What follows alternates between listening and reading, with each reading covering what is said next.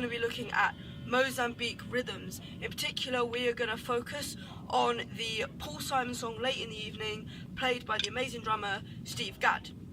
So a little bit about Mozambique. So Mozambique music is characterised by the Mozambique ostinato. So an ostinato is basically a small phrase of music that is repeated over and over and over again without changing.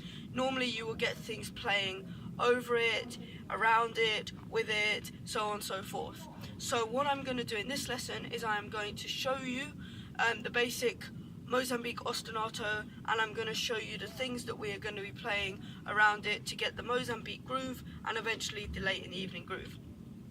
So our learning objectives for today are to play ostinatos, explore different sounds of the kit, so where to play the ostinato, polyrhythms because we'll be playing other rhythms as well as the ostinato, groove and feel, and independence.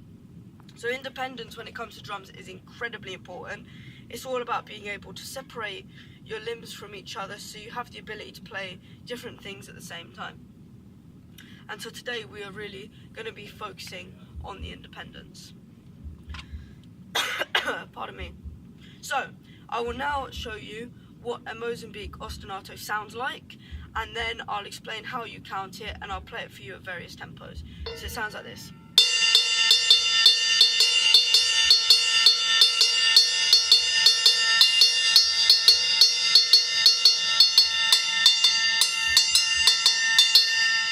Okay, so I have it written up here. So the way we count that is 1 and 2 E, E and 4 E, 1 and 2 E, E and 4 E, So we're gonna go 1 and 2 E, E and 4 E, 1 and 2 E, E and 4 E, So what I recommend you do is you pause this video, you go away for a little bit, you play that back, listen to the ostinato, learn it for yourself, try and get as comfortable with it as you can.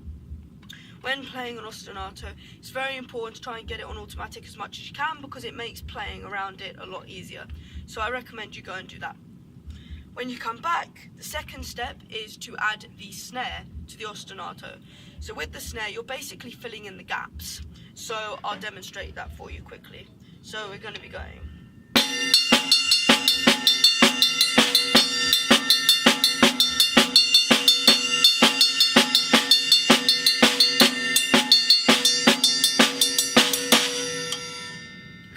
So that is actually 16ths. Now the weird thing is it doesn't actually sound like traditional 16ths, but from the 2 onwards it is, except for on the 1. On the 1 we play 1 and a.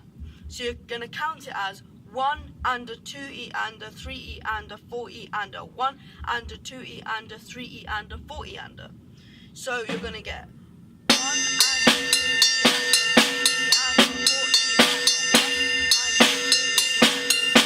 and a, 1 and a, 2 So that's the 2 hands together.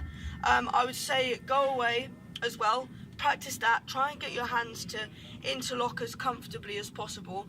And once you do that, you should find that your ostinato will really begin to do its own thing. You'll just do it automatically. So go and do that at different tempos. I'll show you the ostinato and the also instead at different tempos. So ostinato first.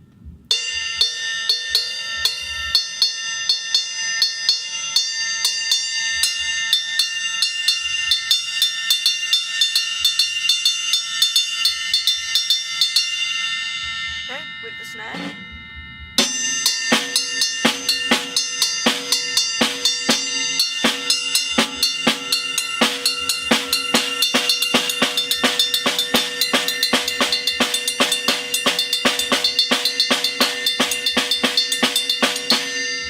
Okay, so that's those 2 exercises at different tempos. Once you're happy with those, we're actually going to start looking at the feet. So you're going to be playing the hi-hat and the bass together. Nice and strong, as together as you can. We don't want them to flam, so we don't want them to go or, okay, we want them nice and together. And you're going to play it on the downbeat of the bar, so on the 1, the 2, the 3, 4. 1, 2, 3, 4. 1, 2, 3, 4. Okay, and then you're going to practice putting that with your ostinato, so you get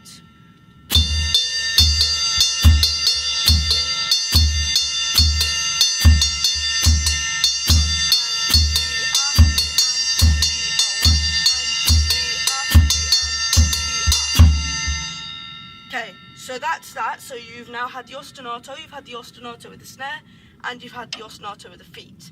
Once you're comfortable with doing those separately, we can begin looking at adding them all together. And the final product of that, I'll quickly demonstrate for you, would be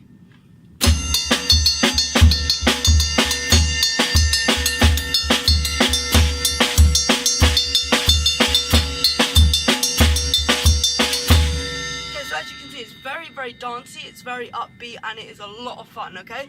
So, the way we're going to count that is same as before, so...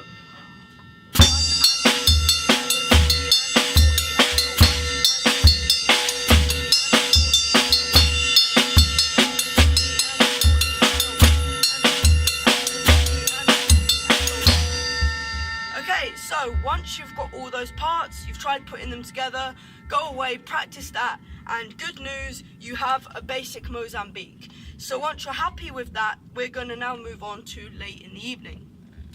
So everything I taught you is everything you need to know. There's nothing new, except for where you play.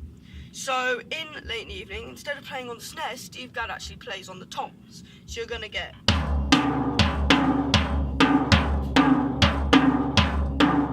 Okay, which is what you get on the snare.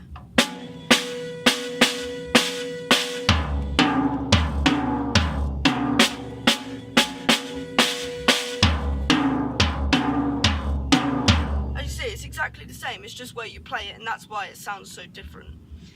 So what I would suggest is go back to your good old ostinato and practice with the toms, practice getting that different feel. So we're going to have...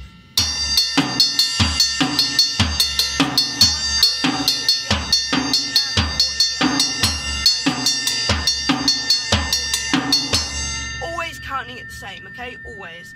As we've done previously with the snare, once you're happy with the hands, you add in the feet. So I'll demonstrate what that's like, and I'll do it at 2 different tempos for you, okay?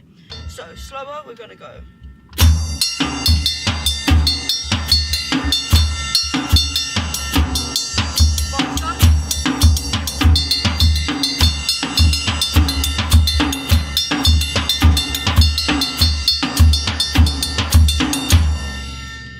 So that's what you 2-tom kit players would play, okay? If you're like me and you normally have a 3-tom kit, which clearly I don't have today, this is what you need to do. So 2-tom is written here, 3-tom is written here. So I'm going to have to adapt a little bit. Let's pretend this is the small tom, this is the mid tom, and this is still the floor tom. So now you're going to be alternating mainly between these two, and you're going to be using the floor tom on the downbeat of 1. So you're going to get...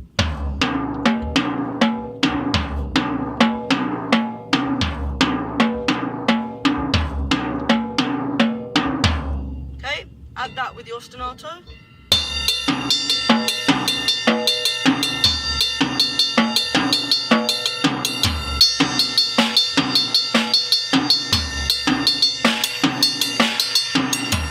Okay, counting it same as always.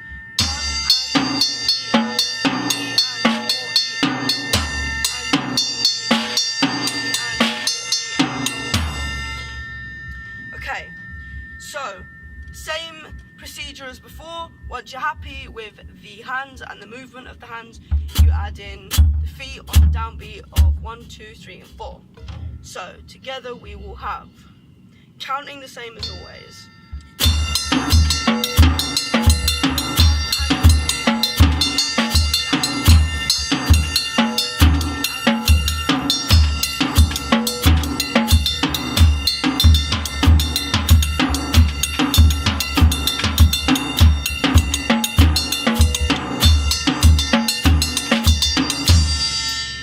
So there I just demonstrated the 3-tom and the 2-tom.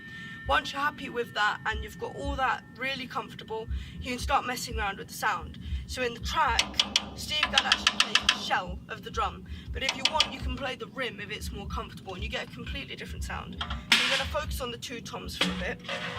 So we're going to get, same as before, you just listen to the different sound.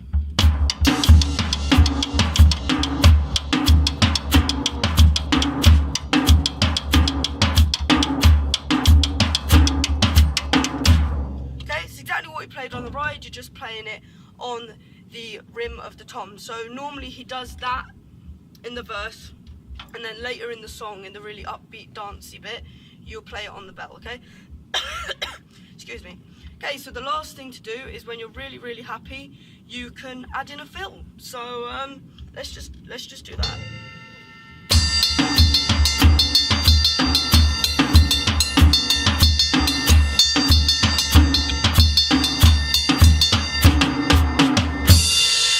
Thank you very much. I hope you enjoyed this lesson. I hope you learned something really, really useful.